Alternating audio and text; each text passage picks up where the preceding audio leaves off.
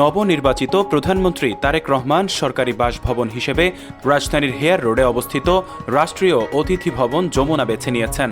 নিরাপত্তা এবং সচিবালয়ে যাতায়াতের সুবিধার কারণে তিনি এখানে উঠবেন।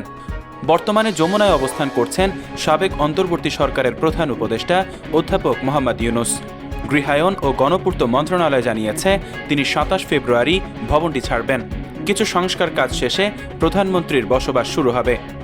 যমুনার পাশের ২৪ ও ২৫ নম্বর বাংলোতে বর্তমানে সাবেক উপদেষ্টার নিরাপত্তা কর্মকর্তারা অবস্থান করছেন। ভবিষ্যতে এই বাংলোতে প্রধানমন্ত্রীর নিরাপত্তা বাহিনীর জন্য বরাদ্দ থাকবে। এর আগে ক্ষমতাচ্যুত আওয়ামী লীগ সরকারের সময়ে প্রধানমন্ত্রীর সরকারি বাসভবন ছিল গণভবন। ২০২৪ সালের ৫ আগস্ট ছাত্র জনতার অভ্যুত্থানের সময় গণভবনে ব্যাপক ভাঙচুর হলে সেখানে বসবাসের সুযোগ নেই। পরবর্তীতে অন্তর্বর্তী সরকার গণভবনকে জুলাই গণঅভ্যুত্থান স্মৃতি জাদুঘর হিসেবে পরিবর্তনের সিদ্ধান্ত নেয়।